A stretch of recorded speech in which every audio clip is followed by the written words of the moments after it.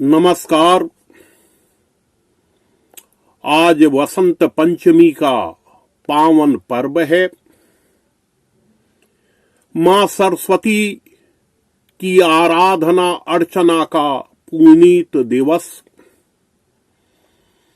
और इसी दिवस को हिंदी की एक महायाज्ञिक प्रतिभा, एक कालजयी रचनाकार का जन्म हुआ था, जिन्हें कालांतर में सूर्यकांत त्रिपाठी निराला के नाम से जाना गया। 21 फरवरी 1899 को निराला का जन्म हुआ। उनके पिता महिषादल राज में नौकरी करते थे। निराला की शिक्षा दीक्षा 9वीं कक्षा तक हुई।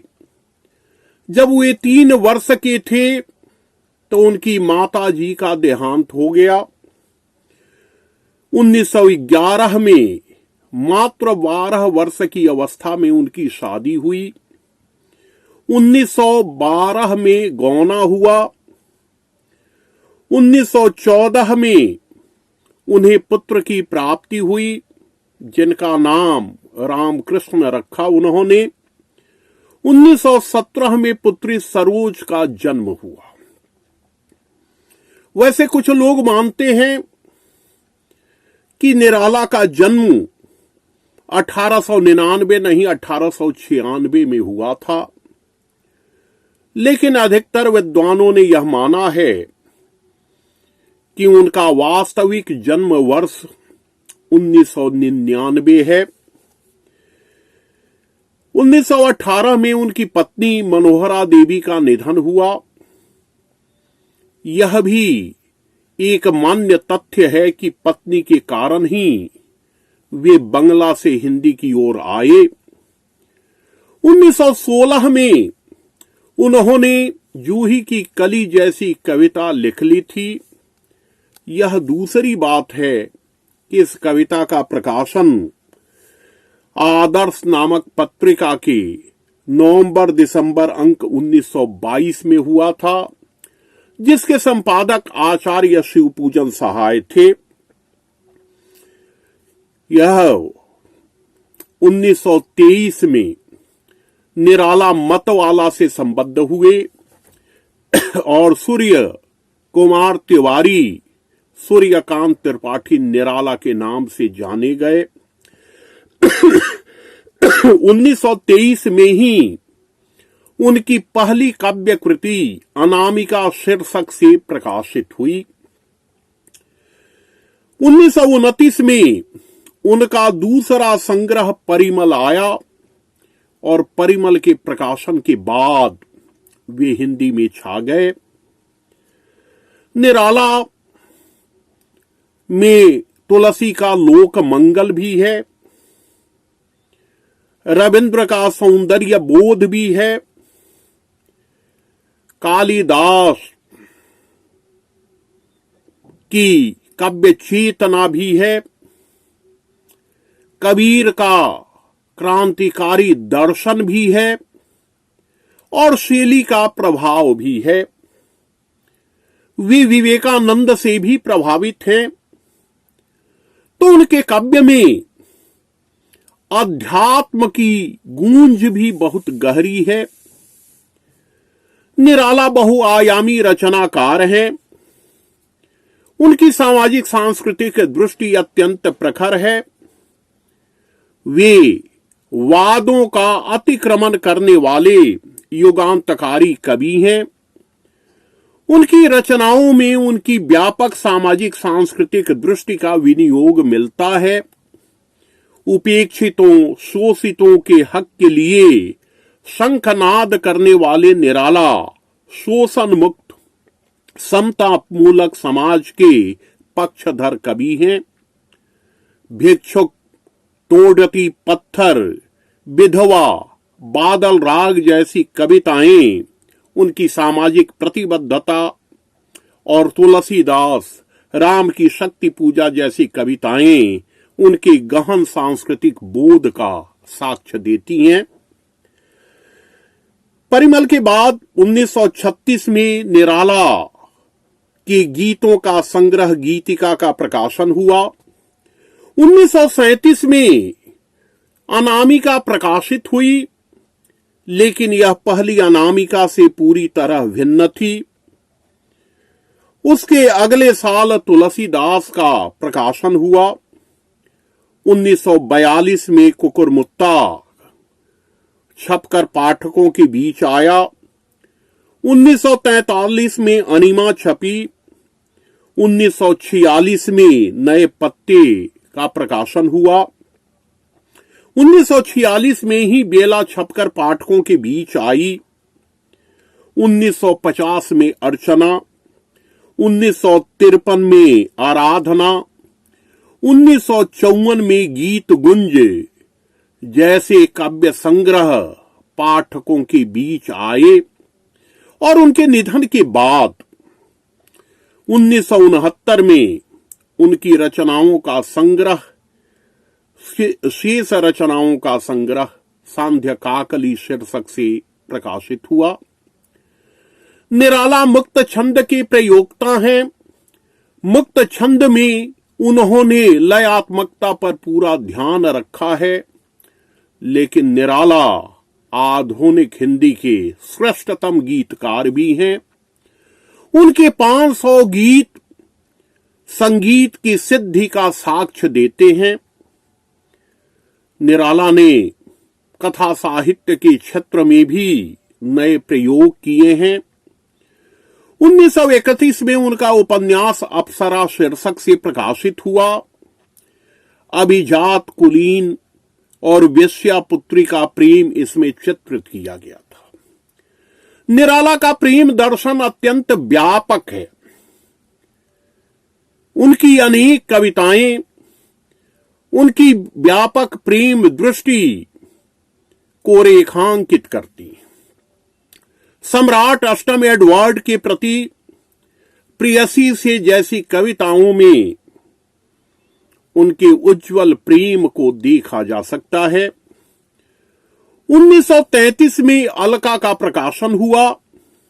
इसमें अवध के किसानों की दयनीय दशा का चित्रण हुआ था।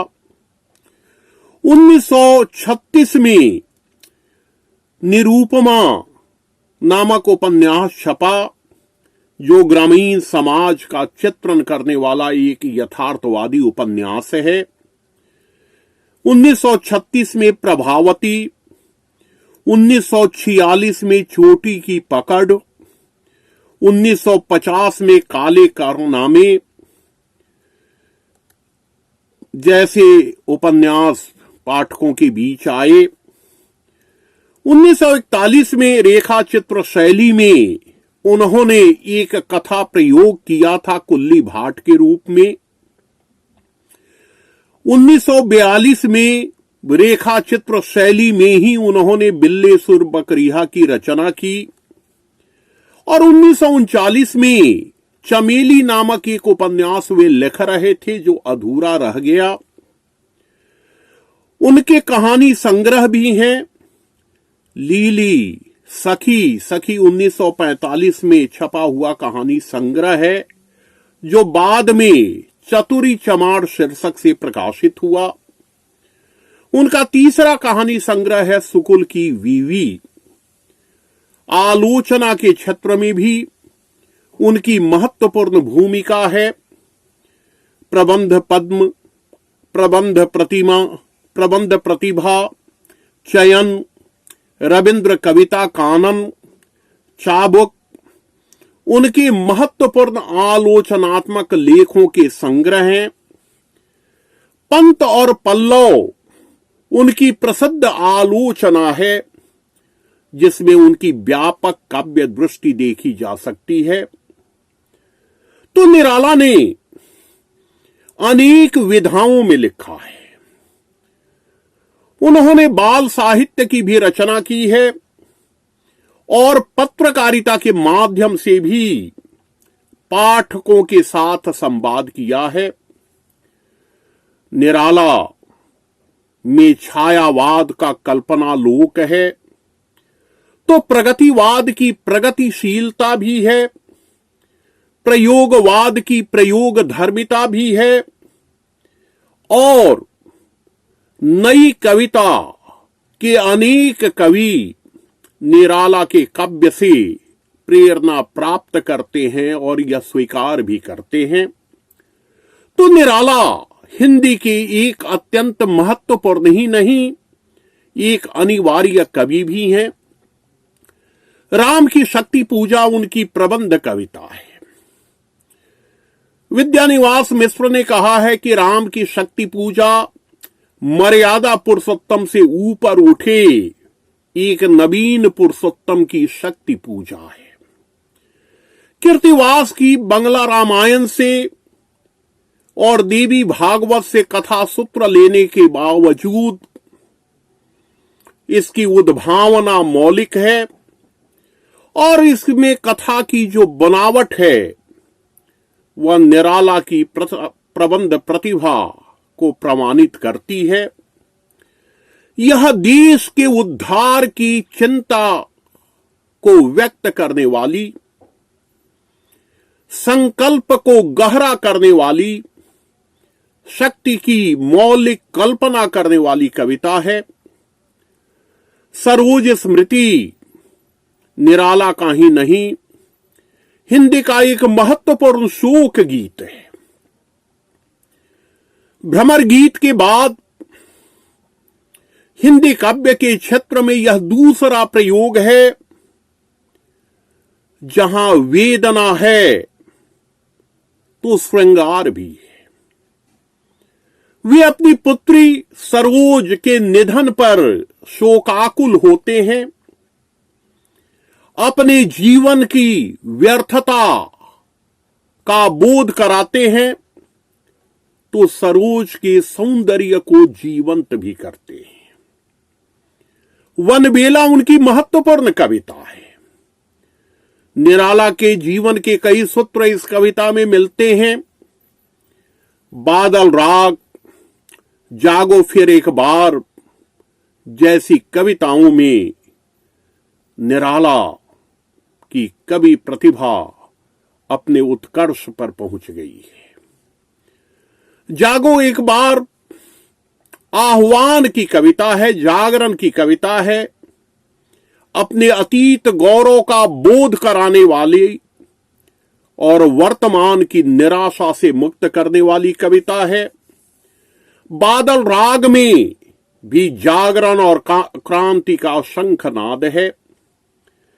निराला की प्रगतिशील चेतना कुकुरमुत्ता में भी व्यक्त हुई है। निराला की व्यंग दृष्टि अत्यंत प्रखर है। वे समाज की प्रतिगामी शक्तियों पर व्यंग करते हैं। मेरे गुरु और हिंदी के अधीत विद्वान प्रोफेसर प्रमोद कुमार सिंह जी निराला को तात्पर्य का कवि मानते हैं। आचार्यों ने चौथी शब्द शक्ति के रूप में तात्पर्य का उल्लेख किया है। निराला उसी तात्पर्य शब्द शक्ति को अपनी रचनाओं में सिद्ध कर लेने वाले कवि हैं। निराला कहते हैं, अबे सुन वे गुलाब, भूल मत जो पाई खुशबू रंगो आब, खून चूसा खाद का तूने अशिष्ट, डाल पर इतरा रहा कैपिटलिस्ट। यह व्यंग वर्ग संघर्ष और विषमता का यह स्वर तथा कथित प्रगतिशील कवियों में भी इतनी प्रखरता से नहीं मिलता है। निराला ने बसंत पर लिखा, निराला ने प्रेम पर लिखा, निराला ने विधवा के दैन्य पर लिखा। निराला की कविता का एक पक्ष आध्यात्मिक चेतना से अनुप्राणित है तो दूसरा पक्ष लोक जीवन का स्पर्श करता है। इसीलिए वे लोक और अध्यात्म दोनों के कवि हैं।